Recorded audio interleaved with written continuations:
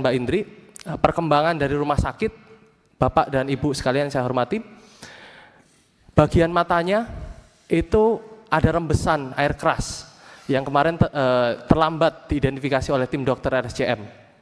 Efeknya bisa, yang paling fatal adalah cacat permanen, dia tidak bisa melihat dengan utuh. Di sini saya mau menekankan bahwa ada upaya untuk merusak generasi muda. Andri saat ini 27 tahun, 16 Juni nanti 28 tahun, dan saya rasa ini hal yang biadab, hal yang tidak bisa dibenarkan. Menyerang anak muda, menyerang orang muda yang menjadi aset Republik ini. Konstruksi yang ketiga, pimpinan dan anggota, kami juga melihat bahwa ada upaya persiapan dan upaya komunikasi berdasarkan beberapa temuan yang kami identifikasi dari jaringan komunikasi dan juga upaya-upaya yang kalau merujuk pada investigasi yang dilakukan oleh majalah Tempo, ada satu posko yang itu yang ditenggarai menjadi satu lokasi untuk melakukan perencanaan atau pemufakatan jahat, yaitu di bangunan milik negara atau barang milik negara yang merupakan aset Kemhan. Jadi ada argumentasi bahwa ini operasi intelijen, ini percobaan pembunuhan berencana, dan yang terakhir Bapak Ibu dan para pimpinan serta anggota DPR yang saya hormati, terakhir untuk memungkasi presentasi kami dari tim hukum, kami juga melihat ada stagnansi atau kelambatan proses hukumnya. Kami tadi di awal sudah mengapresiasi betul bagaimana atensi dan juga perhatian dari Komisi 3, teman-teman tokoh semua dan lain sebagainya, untuk kemudian dapat mengupayakan supaya kasus ini dapat berjalan dengan maksimal. Bahkan di awal kami juga selalu menuntut, tidak hanya berhenti di eksekutor lapangan, tapi juga aktor intelektualis dan juga motif penyerangan ini apa. Sehingga kami dari awal juga berharap bahwa ada ketegasan dari Komisi 3 untuk bisa menentukan forum yuridiksinya atau forum penuntasan kasusnya. Kami punya argumentasi bahwa kasus ini lebih tepat dibawa pada forum peradilan umum dengan segala macam argumentasi yang nanti bisa dibantu oleh kawan-kawan saya, rekan-rekan saya di tim advokasi untuk demokrasi. Saya cukup kecewa dengan apa yang tadi disampaikan oleh Dirkrimum bahwa kasus ini sudah dilimpahkan di Puspom, padahal secara prosedur legal formal tidak ada satu pasal pun di KUHP yang baru yang bisa melakukan pelimpahan terhadap penyidik yang bukan dari PPSN, gitu ya.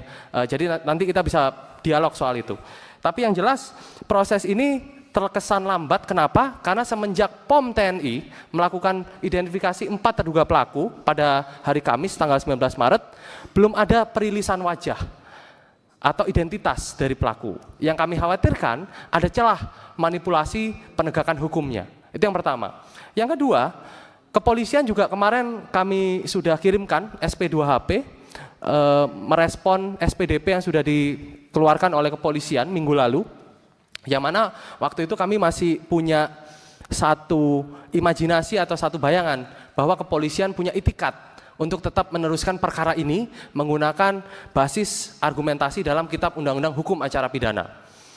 Dan jadi ada hal yang kami tekankan bahwa rekomendasi yang kami minta terakhir mungkin pimpinan dan juga anggota DPR yang saya hormati, kami meminta dalam forum ini penting untuk membahas soal bagaimana nanti anggota Dewan, anggota Komisi 3 itu juga bisa meminta atau menanyakan kepada kepolisian sejauh apa, sebanyak apa alat bukti yang sudah disampaikan atau dikumpulkan oleh kepolisian khususnya Krimum Polda Metro Jaya terkait dengan kasus ini, karena dari awal seperti yang tadi disampaikan oleh Direktur Kriminal Umum Polda Metro Jaya sudah melakukan pengawalan sejak hari pertama kasus ini terjadi. Yang kedua, kami juga meminta supaya forum ini juga bisa mendorong Presiden untuk bisa mengeluarkan keputusan politik, yaitu membentuk tim gabungan mencari fakta. Apa pasalnya? Pertama, kami melihat ada dua hambatan di sini. Hambatan legal formal, hambatan politis. Dalam kasus ini, faktor korbannya tidak cuma Andri Yunus. Kami mendalilkan bahwa ancaman kepada Andri Yunus, serangan terhadap Andri Yunus, itu juga bisa menjadi efek domino ke depannya. Bahwa kerja-kerja publik, kerja-kerja pembelaan hak asasi manusia, kerja-kerja untuk peningkatan kualitas demokrasi masih akan menemukan serangan, intimidasi, dan represi dari pihak-pihak yang mungkin tidak pernah punya satu frekuensi pikiran dengan masyarakat sipil. Jadi kami mohon bahwa forum ini juga bisa menekankan atau menghasilkan keputusan politik untuk membuat tim gabungan mencari fakta independen yang berisi beberapa ahli, beberapa organ aparat penegak hukum, dan juga masyarakat sipil supaya bisa membongkar secara terang benderang. Tidak hanya eksekutor lapangannya, pimpinan, tapi juga aktor intelektualisnya dan juga motifnya. Dan yang terakhir, mendorong penyelesaian kasus ini melalui mekanisme peradilan umum seperti argumentasi yang tadi saya sampaikan. Saya kira saya cukupkan sampai segitu, pimpinan. Saya juga mendapat pesan dari orang tua Andri yang mungkin tidak bisa hadir di momen rapat dengar pendapat umum ini, menyampaikan terima kasih atas atensinya, terima kasih atas perhatiannya. Orang tua Andri asli Lampung, pimpinan. Andri juga putra Lampung, jadi ada istilah bahwa orang Lampung itu pelampung penyelamat demokrasi. Jadi saya mohon ini juga bisa menjadi satu dorongan dan juga satu atensi, tidak hanya pimpinan Komisi 3, tapi juga kepada seluruh anggota Komisi 3 dari bermacam fraksi yang ada.